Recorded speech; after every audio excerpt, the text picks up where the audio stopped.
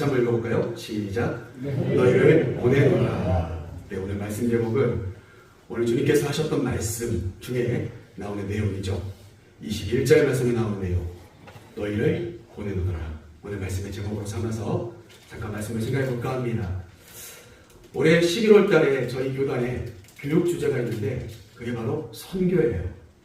선교. 그리고 우리가 지금 계속 아까 우리 장로님 기도하셨습니다만 아름다운 발걸음, 우리 올해 추수감사 주일 때까지 우리가 영혼에게 찾아가는 아름다운 발걸음이 되자 그렇게 함께 하고 있는데 이게 하필이면 딱 잘 맞물려서 주제 자체가 선교입니다. 그래서 어떻게 보면 오늘 또 주제의 선교를 한번 우리 성도님들과 함께 나누려고 하는 거예요. 여러분, 선교다라고 하는 것은 뭘까요? 이게 보내졌다는 거죠. 보내졌다는 거예요. 근데 이것은 단순히 보내진 게 아니라 종교적인 것을 가르치는 자로 파송되었다 이런 뜻이에요. 그러니까 내가 있는 곳에서 사람들에게 기독교가 뭔지를 내가 삶으로, 입술로 가르치기 위해서 살아가는 삶, 그게 바로 뭘까요? 선교적인 삶을 살아가는 사람의 모습이라는 거예요. 이따가 또 우리가 오후 예배 때 함께 말씀을 통하여서 나누게 될 거니까 이 정도만 설명을 드리고, 여러분 우리가 잘 알듯이 예수님께서 이 땅에 오셨죠. 그죠? 예수님께서 이 땅에 오셨는데 예수님도 이 땅에 보내심을 받은 건데 오늘 말씀대로라면 아버지께서 나를 보내신 것 같이, 그죠? 그래서 여러분, 주님께서도 이 땅에 보내심을 받았는데 주님이 도대체 이 땅에 오셔서 뭐 했냐는 거예요. 두 가지 했어요, 사실은. 첫 번째는 뭐냐? 십자가의 고난. 이게 어떻게 보면 가장 큰 핵심입니다. 십자가의 고난. 많은 사람들의 죄를 대신하기 위해서 보내심을 받은 거예요. 다른 거 뭐 치료하시고 가르치시고 사람들에게 기쁨을 주고 뭐 오병이어의 기적을 일으켜서 배불리 먹이고, 이거보다 더 중요한 것이 있는데 영혼을 구원하시기 위해서 오신 것이 확실하거든요. 그러면 그것이 끝이었냐? 아니죠. 주님께서는 다시 살아나십니다. 죄를 대신해서 해결해 주시고 부활하심을 통하여서 뭘 보여주셨냐? 이 땅이 다가 아니야 라고 하는 것을 우리에게 가르쳐 주셨어요. 여러분, 우리는 땅에서 살아가잖아요. 예수님도 땅에 보내심을 받았잖아요. 그런데 예수님께서 우리에게 보여주신 것은 뭐냐? 최종적으로 우리에게 알려주시고자 한 건 뭐냐? 이 땅이 다가 아니야 라는 거예요. 이 땅에서 살아가다 보면 죄만 쌓여가지만 그 죄는 내가 다 짊어질게. 대신 너희는 나의 부활을 통하여 천국 소망으로 살아가는 자들이 되라. 여러분, 이게 뭘까요? 이게 사실 기독교의 핵심 신앙이죠. 기독교의 핵심 신앙이에요. 어떻게 하면 죄를 짓지 않을까? 하나님 뜻대로 살아가려고 하는 거죠. 어떻게 하면 이 땅에 매일지 않고 살아갈 수 있을까? 천국을 소망하는 부활의 신앙으로 살아가는 것이죠. 이게 기독교의 핵심 신앙이에요. 사랑하는 우리 지도자께 성도님들과 제가 이 땅을 살아가는 동안도 이걸 위해서 살아갈 수 있어야 되거든요. 예수님처럼. 오늘 그래서 저와 여러분은 오늘 말씀을 통하여서 너희를 보내노라. 도대체 나는 왜 이 땅에 왔을까? 그냥 우리 어머니, 아버지가 사랑하여서 내가 어떻게 어머니 뱃속에 있다가 10달 있다가 태어나서 이렇게 살아가는 거지. 여러분, 아니죠. 적어도 기독교 신앙 안에서 우리는 이 땅 가운데 어떻습니까? 보내심을 받은 사람들이라는 거예요. 예수님처럼. 그렇다면 과연 우리는 어떤 마음으로 살아가야 될 것인가? 선교적인 신앙으로 살아가야 될 줄로 믿습니다. 오늘 말씀 21절 말씀을 한번 읽어볼게요. 같이 한번 먼저 읽어보도록 하겠습니다. 시작. 예수께서 또 이르시되 너희에게 평강이 있을지어다. 아버지께서 나를 보내신 것 같이 나도 너희를 보내노라. 십자가를 다 감당하시고 부활하신 주님께서 부활하신 그날 저녁에 찾아오셔서 제자들에게 말씀하신 거예요. 나도 너희를 보내노라. 나도 너희를 보내노라. 뭘 위해서 도대체 보냈을까? 뭘 하라고 보냈을까? 뭘 하는 사람이 돼야 될까? 오늘 말씀을 통해서 우리가 한 3가지 정도로 정리해 볼까 합니다. 먼저 첫 번째, 같이 한번 앞에 화면을 보시면서 읽어볼까요? 시작. 교회는 또 다른 공간입니까? 여러분, 오늘 우리의 질문이 먼저 이게 있어야 될 것 같아요. 교회는 도대체 뭐냐는 거예요. 너희를 보내노라 하셨는데 가만히 세상을 살아가다 보니까 하나님의 자녀라고 이야기하는 사람들은 다 어디에 모여있냐면 교회에 모여있거든요. 맞죠? 우리 사랑하는 지도교회 성도님들, 하나님의 자녀이시죠? 오늘 왜 교회에 오셨어요? 예배드리러 오셨죠? 구경하러 오셨습니까? 아니죠? 예배드리러 오셨죠? 가만히 보니까 너희를 보내노라 했는데 우리는 이 문제에 대해서 좀 해결해야 될 필요가 있다는 거예요. 교회는 어떤 공간인가라고 하는 거예요. 여러분, 오늘 19절 말씀을 보기 전에 그림을 한번 보여드릴게요. 오늘 19절이 있기 전에 제자들의 모습은 바로 이 모습이었어요. 두려움 속에 숨어있는 모습. 요한복음 20장 말씀 보면 주님은 이미 부활하셨고 여인들이 먼저 새벽 예배에 주님의 부활을 경험합니다. 그런데도 불구하고 제자들은 밤에 저녁에 문을 꼭꼭 닫고 두려워 떨고 있었어요. 여러분, 도대체 제자들은 왜 그렇게밖에 할 수 없었을까? 오늘 말씀을 좀 함께 나눠볼까 하는 거예요. 오늘 본 말씀 19절 말씀을 같이 한번 읽어보겠습니다. 19절 같이 읽겠습니다. 시작. 이날 곧 안식 후 첫날 저녁 때에 제자들이 유대인들을 두려워하여 모인 곳의 문들을 닫았더니 예수께서 오사 가운데 서서 이르시되 너에게 평강이 있을지어다. 아멘. 제가 이 19절 밑에다가 여러 가지 몇 가지 두 줄로 설명을 해놨습니다. 19절 말씀에 보니까 이날 이렇게 써서 설명해요. 이날이 언제냐? 안식 후 첫날이다. 오늘날의 달력으로 보면은 주일이에요. 일요일. 세상 사람들이 이야기하는 일요일. 안식 후 첫날 새벽에 주님은 부활하셨어요. 그리고 그날 주님은 제자들을 찾아오셨어요. 그러면 그날을 생각해 보면 새한글 성경에는 제가 밑에 첫 번째 줄에다 써놓은 것처럼 한 주간의 첫날 이렇게 번역되어 있어요. 한 주간의 첫날. 여러분, 그러니까 달력을 보면 한 주간의 첫날은 언제입니까? 주일이에요. 그날 주님께서 제자들을 만나러 가셨어요. 우리는 그날을 주님의 날이라고 하거든요. 주님이 부활하신 날. 주님의 날. 주님이 두렵고 떨리는 마음으로 문을 닫고 있었던 제자들을 찾아주셨던 날. 그날이 바로 오늘날의 주일이 되는 거예요. 여러분, 그럼 장소는 어디일까요? 제가 그 밑에다 써놨죠? 마가의 다락방이에요. 마가의 다락방은 어떤 곳인가? 성경을 통해서 살펴보면 6월절을 보내기 위해서 제자들에게 준비하라고 하셨던 장소예요. 예수님과 마지막에 추억이 남겨져 있는 장소이죠. 그곳에서 제자들과 예수님은 어떻게 했습니까?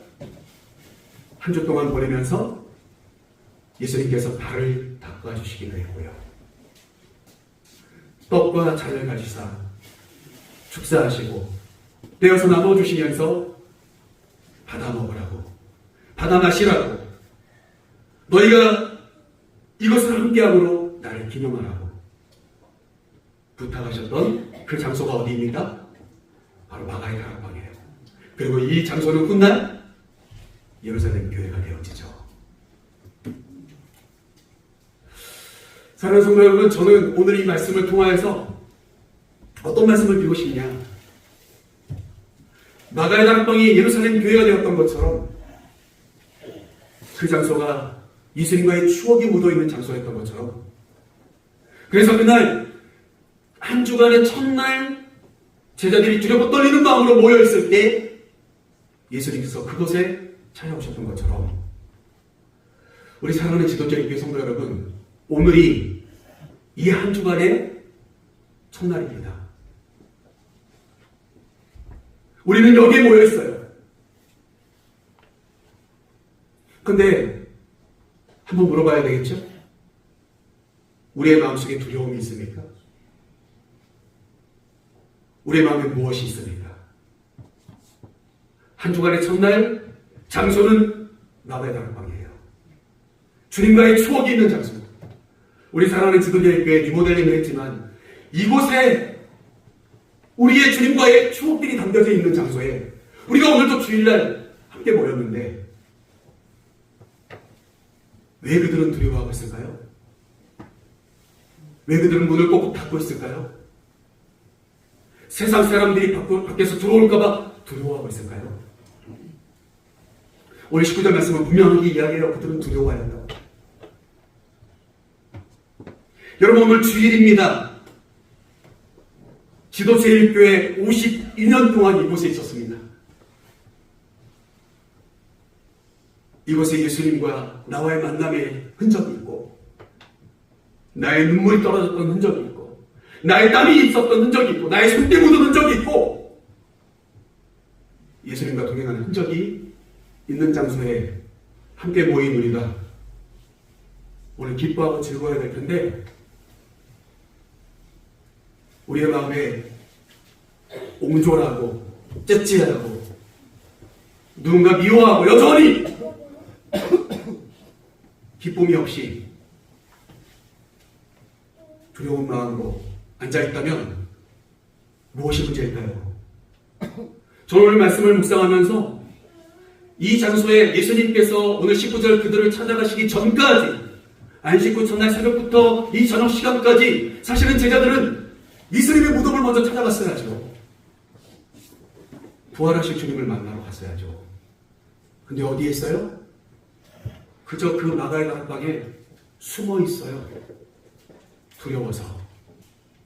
한마디로 말하면 세상 사람 무서워서 거기에 안에 가둬서 그 안에 갇혀서 자기들끼리 똘똘 뭉쳐서 아무도 만나려고도 하지 않고 아무에게도 예수님 부활했다라고 이야기하는 사람이 단 한 사람도 없습니다. 여러분, 교회는 뭐가 필요할까요? 이 마가의 다락방에 예수님이 가시기 전까지 없었던 게 세 가지가 있어요. 성경을 보면 정확히 말하면 없는 사람 세 사람이 있습니다. 첫 번째는 예수님이 없어요. 왜요? 예수님 십자가 지셨고 무덤에 들어가셨으니까요. 두 번째 뭐가 없을까요? 배신자 가룟 유다가 없습니다. 그래서 여러분, 오늘 말씀에 나와 있지 않지만 11명밖에 되지 않아요, 제자들이. 배신자가 없어요. 교회를 떠난 사람들은 없습니다. 믿음의 자리를 떠난 사람은 없는 거예요. 예배하러 오지 않습니다.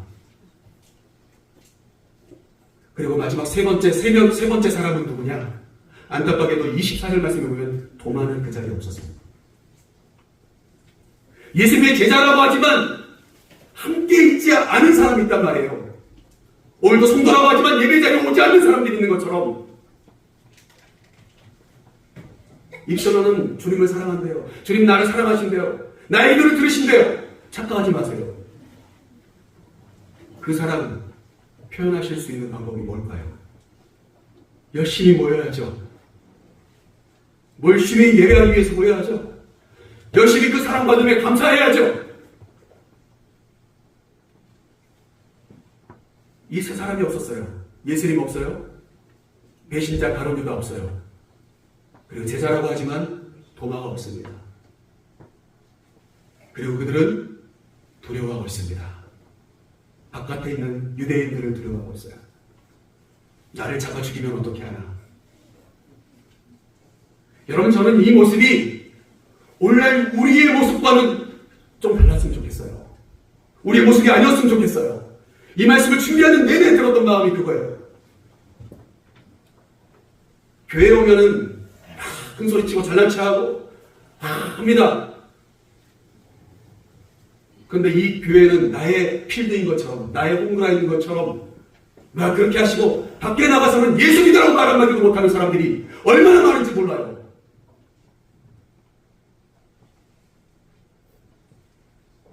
그래서 제가 첫 번째 뭘 이야기했습니까? 교회는 또 다른 공간입니까? 이렇게 말씀을 드린 거예요. 교회는 도대체 어떤 공간이냐는 거예요. 여러분들에게 있어서 교회는 어떤 공간입니까? 우리끼리만 모여서 찬양하고 우리끼리 지지고 볶고 막 우리끼리 굉장히 은혜로운 것 같이 보이지만 그 안에 예수님 없어요. 배신자들 다 떠났어요. 예수 그리스도를 믿는다고 하면서도 예배드리러 오지 않아요. 두려워하는 사람들밖에 없어요. 세상 두려워하는 사람들. 물질 두려워하고 사람 두려워하고 나는 세상 밖에 나가면 아무것도 할 줄 아는 게 없다는 거죠. 그래서 어떻습니까? 예수님이 필요한 겁니다. 그래서 예수님이 필요한 거예요. 오늘 이어지는 말씀 보시면 20절 말씀 어떻게 되어 있습니까? 20절 말씀 우리 같이 한번 읽어보겠습니다. 20절입니다. 시작. 이 말씀을 하시고 손과 옆구리를 보이시니 제자들이 주를 보고 기뻐하더라. 아멘. 주님이 오셨어요. 부활하실 것을 믿고 있었어야 될 제자들은 주님을 찾아가지 않았지만 주님이 두려워하는 제자들에게 찾아가셨어요. 20절 말씀을 보니까 주님이 손과 옆구리를 보여주니까 제자들이 보고 어떻게 했다고 합니까? 기뻐하였다고 이야기해요. 사랑하는 우리 지도교회 성도 여러분, 교회는 그저 우리끼리만의 어떤 라운드로 우리끼리 지고 볶고 즐기는 곳으로 있는 게 아니라 확실한 죄사함과 확실한 영생을 믿는 천국 백성의 축제 장소가 되어야 될 줄로 믿습니다. 두려워하던 그들이 주님의 십자가의 흔적들을 발견하자 기뻐하는 자들로 바뀌어요. 세상의 그 고난과 역경과 어려운 환난들을 주님은 부활로 이기셨다는 것의 증거가 뭡니까? 손과 옆구리에 못자국과 창자국이라는 거죠. 이전에 주님과 함께 있었을 때보다 주님 만나는 이 기쁨이 제자들에게 새롭게 시작되게 되는 것입니다. 사랑하는 지도자님께 성도 여러분, 오늘 와서 예배드리고 그냥 가시지 마시고 이 주님을 여러분 만나셨으면 좋겠어요. 나의 인생의 고난과 아픔과 힘듦을 내가 부여잡고 살아가지만 주님은 부활하셨어요. 손과 옆구리에 십자가의 흔적이 있는 주님의 모습을 만나고 돌아가시는. 그래서 어떻습니까? 제자들은 그 모습을 보고 어떻게 해요? 기뻐하였던 것처럼 우리의 삶에도 오늘도 세상을 두려워하는 자들, 여러 가지 일들 때문에 두렵고 떨리는 마음으로 살아가는 자들, 오늘 그 주님을 만나 기뻐하시는 곳이 교회가 되어야 될 줄로 믿습니다. 세상 두려워하고 안 믿는 사람한테 쩔쩔매가지고 그렇게 살아가는 사람 말고요. 그 주님을 내가 만났다는 거죠. 그 기쁨이 회복되는 역사가 나타나는 교회, 우리 사랑하는 지도자의 교회가 되기를 간절히 소망합니다. 두 번째, 같이 한번 읽어볼까요? 시작. 평안과 성령의 사람입니다. 우리 한번 옆에 있는 분 주시면서 한번 인사할게요. 평안하십시오. 성령의 충만함을 받읍시다.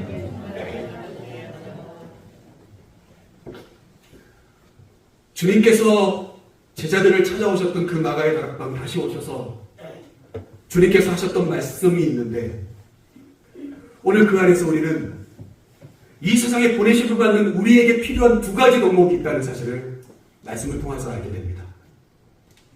오늘 19절 말씀 다시 한번 보시면 예수께서 오사 가운데 서서 이르시되 너희에게 평강이 있을지어다 이렇게 말씀하세요. 우리에게 있어야 될 게 뭘까? 내가 이 세상에 보내심을 받은 사람으로서 내가 가지고 있어야 될 게 뭘까? 내 안에 뭐가 있어야 돼요? 요동침이 아니라, 나 굴구락굴구락한 그런 마음이 아니라 내 안에 평강이 있어야 된다는 거죠. 주님의 평화가 내 안에 있어야 된다. 여러분, 이어지는 말씀도 보시면 21절 말씀 보시죠. 21절 우리가 아까 읽었죠? 거기서도 똑같이 말씀하세요.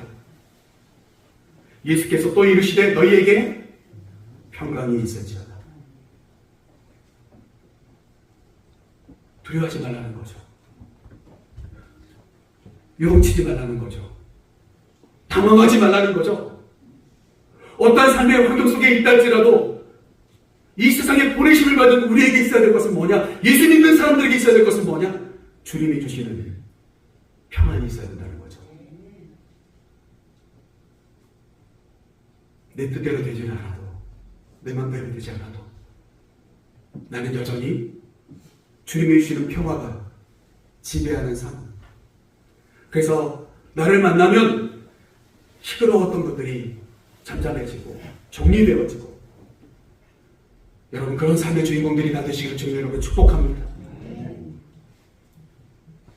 우리를 세상에 보내시는 주님께서, 부활하신 주님께서 우리에게 찾아오셔서 말씀하시는 이 두 번이나 반복하신 말씀, 평안하라는 거예요. 평안하라는 것이죠. 두 번째는 뭘까요? 22절 말씀 같이 한번 읽어보겠습니다. 22절입니다. 시작. 이 말씀을 하시고 그들을 향하여 숨을 내쉬며 이르시되 성령을 받으라. 아멘. 여러분, 이 22절 말씀을 보면 많은 성경학자들이 이야기하는 내용 속에 여기서 말하는 숨을 내쉬며라고 하는 이 표현이 창세기 1장에도 나온다는 거예요. 흙으로 사람을 빚으시고 코에 생기를 불어넣으셨다는 거죠. 그때 나오는 표현과 오늘 22절에 나오는 숨을 내쉬며, 그래서 새한글 성경 내용을 살펴보면은 이 표현이 그렇습니다. 숨을 내쉬며 이렇게 나오는 게 아니라 숨결을 불어넣으심으로 이렇게 나와요. 이 말은 뭘까요? 사람이 물에 빠져서 숨을 안 쉬어요. 그럼 뭐 해야 되지? 인공호흡 해줘야 되죠. 이 사람의 지금 뭐가 멈췄다? 심장이 멈춰가고 있다. 숨이 멎었다. 이 사람 안에는 지금 숨 쉴 수 있는 힘이 없다. 그때 어떻게 해야 돼요? 살아있는 사람이 숨을 불어넣어줘야죠. 여러분, 그 표현이 뭡니까? 오늘 22절 말씀에 나오는 그들을 향하사 숨을 내쉬며. 여러분, 결국 주님께서 제자들에게 원하시는 건 뭘까요? 주님의 숨결을 받으라는 거예요. 주님의 호흡을 받으라는 겁니다. 성령을 받으라는 거예요. 하나님의 영을 받으라는 거죠. 내 안에 없어요. 우리는 세상에 살아가다 보니까, 육적인 삶을 살아가다 보니까, 영의 눈이 어두우니까 우리 안에는 없어요. 무엇이 필요해요? 주님이 우리에게 주셔야 돼요. 하나님이 우리에게 내어려 주셔야 돼요. 성령 받는 것은 내 안에 없습니다. 내 안에 없어요. 난 재주가 없어요. 나 스스로가 영적인 호흡을 할 수 있는 힘이 없어요. 하나님께 받아야 돼요. 부활하신 주님의 그 숨을 우리가 오늘 마셔야 해요. 그래야만 어떨까요? 영의 사랑으로 숨을 쉬기 시작하는 겁니다. 사랑하는 성도 여러분, 우리가 기도할 때 여러분들 어떤 기도를 하시는지 모르겠어요. 오늘 이 두 가지를 위해서 기도하셔야 돼요. 주님이 주시는 평안, 세상에 줄 수 없는 주님이 주시는 평안을 내게 주십시오. 내 안에 없는 성령을 부어주시옵소서. 이 기도가 우리의 너무나도 중요한 기도입니다. 매일매일 기도하세요. 매일매일. 성령받아 살아가는 저와 여러분 되기를 간절히 소망합니다.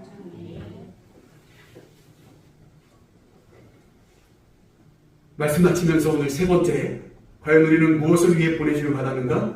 같이 한번 읽어볼까요? 시작. 화해와 용서를 위해 보내셨습니다. 우리 한번 옆에 있는 분 보시면서 용서합니다. 내 옆에 앉은 것이 죄예요. 네, 내 옆에 앉은 게 죄야 지금. 용서하세요. 옆에 앉았습니다. 여러분, 오늘 말씀 마지막으로 우리 같이 읽을 부분들이 있는데 이 이야기를 하기 위해서 다시금 앞으로 좀 돌아가 봅니다. 성경의 핵심 주제는 예수님과 복음이에요. 예수님과 복음. 그런데 이것을 정리해보면 딱 한 단어가 나와요. 뭘까요? 사랑이에요. 우리가 여기서 한 가지 좀 착각하면서 살아가다 참 많아요. 교회 다니는 사람이 왜 저래? 이야기를 하는 사람들이 우리를 교회 다니는 사람으로 메워서 자꾸만 이용해 먹으려고 해요. 그들이 우리에게 말하고자 하는, 그들이 우리에게 요구하고자 하는 사랑은 지라는 거죠, 무조건. 입다들하는 거죠. 맞든 틀리든 너는 지라는 소리예요. 그래야 교회이지. 무조건 베풀라는 거죠. 그래야 교회이지. 왜 저렇게 사랑이 없어? 그 사람들이 생각하는 사랑은 복음적이지 않습니다. 죄송한 말로. 한번 돌아보세요, 여러분. 그런데 우리는 자꾸만 거기에 세뇌를 받아요. 거기에 세뇌를 받아요. 아, 내가 지른 것이 사랑인가 보다. 저 사람 눈 감아주는 것이 사랑인가 보다. 그럴 수 있는데 진짜 사랑은 뭔지 아세요? 예수와 복음이에요. 저 여러분이 왜 세상에 보내졌냐? 지라고 보내진 게 아니에요. 무조건 이해하고 덮어주라고 보내신 게 아니에요. 저 여러분이 이 세상에 보내신 이유는 예수와 복음을 전하는 사람이라는 거예요. 사랑하라는 거예요. 그들을 불쌍히 여기라는 거예요. 너의 자녀들을 사랑하라는 거예요. 근데 어떻게 사랑해요? 사랑하니까 이래도 흥 저래도 흥 이것저것 다 해달라는데 다 해줘. 그게 사랑입니까? 죄구덩이에 빠지려고 하는데 그대로 밀어치는 거죠. 진정한 사랑은 그에게 예수와 복음을 전하는 거예요. 예수님 때문에 내가 너에게 이렇게 할 수밖에 없어. 말씀이 그러하니까 난 너에게 이렇게 이야기하는 거야. 여러분, 이게 사랑이에요. 우리 성도님들에게 제가 오늘 이 이야기를 꼭 전해드리고 싶었어요. 이번 한 달 동안 세상 나가서 지라는 말씀을 하고 싶은 게 아니에요. 선교다라고 하는 것은 아까도 말씀 소득 이야기한 것처럼 내가 보내심을 받았다는 것은 그 사람들한테 지라고 보내신 게 아니에요. 죄에 대해서 죽고 영적인 승리자가 되라고 보내신 거예요. 우리가 예수 그리스도 십자가의 복음, 그것이 사랑인 것입니다. 여러분, 오늘 말씀 한번 볼까요? 오늘 말씀 보기 전에 여러분 마태복음 18장 말씀 18절 말씀인데 우리 같이 한번 보도록 하겠습니다. 제가 한번 읽어볼게요. 진실로 너희에게 이르노니 무엇이든지 너희가 땅에서 매면 하늘에서도 매일 것이요 무엇이든지 땅에서 풀면 하늘에서도 풀리리라. 이러한 말씀과 동일하게 우리 23절 말씀을 같이 한번 마지막으로 한번 읽어볼게요. 같이 한번 읽어보겠습니다. 시작. 너희가 누구의 죄든지 사하면 사하여 줄 것이요 누구의 죄든지 그대로 두면 그대로 있으리라 하시니라. 아멘. 제가 이 말씀을 새한글 성경으로 한번 읽어드리려고 성경책을 제가 가지고 왔습니다. 23절 말씀에 이렇게 나와요. 너희가 누구의 죄를 용서해 주면 한번 이 말씀을 보시면서 제가 지금 읽는 내용과 한번 비교해 보세요. 너희가 누구의 죄를 용서해 주면 그 죄는 실제로 용서받은 것이다. 너희가 누구의 죄를 쥐고 있으면 그대로 남아있다.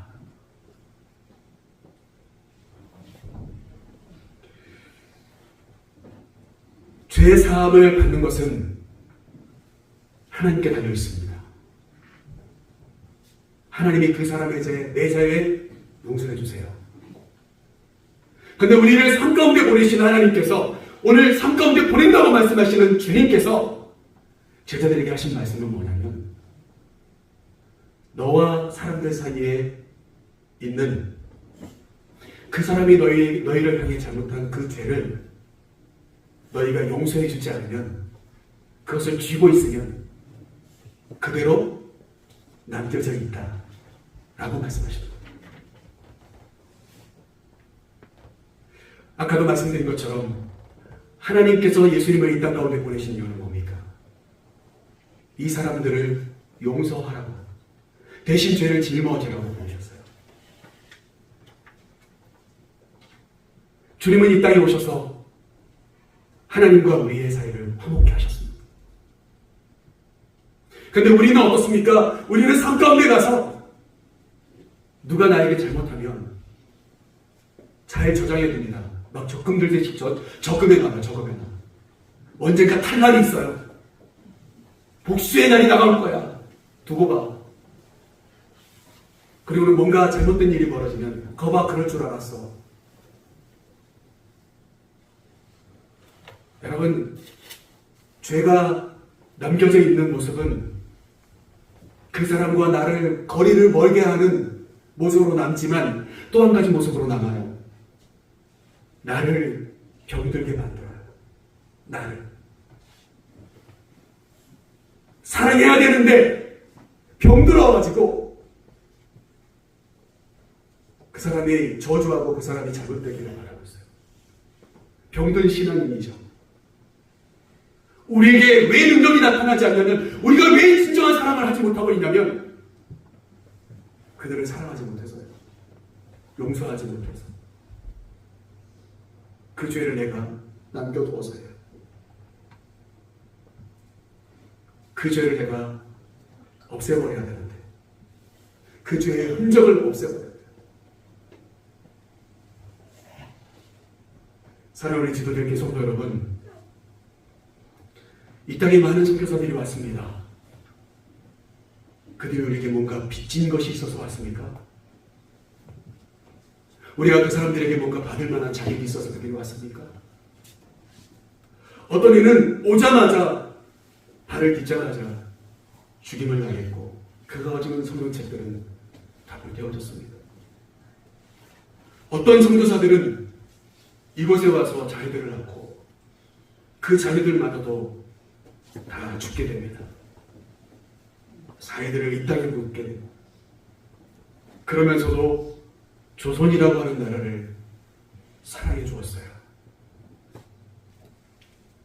여러분, 선교, 우리 저와 여러분은 보내심을 받은 자로서 주님께서 너희를 보내노라 오늘 말씀하시는데, 우리 내 옆에 있는 사람과 여전히 그들과 그와의 대화, 그가 나에게 준 상처 저장해 두고 살아가려고 하십니까?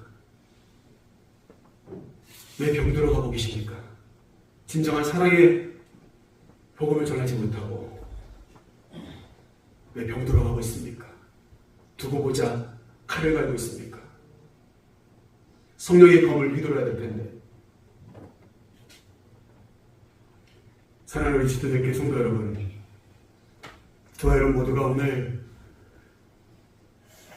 교회라는 공간 속에 오늘 주일 한 주간의 첫날 잘 오셨습니다.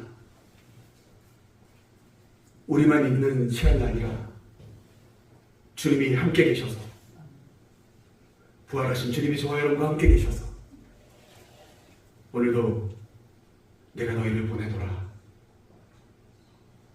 저와 여러분의 삶 가운데 나아가실 때 평안과 성령을 달라고 이 시간에 기도하며 원하고, 하나님, 이제는 내가 그 사람을 용서하겠습니다. 기도하시는 이 시간이 되었으면 좋겠습니다. 우리 한번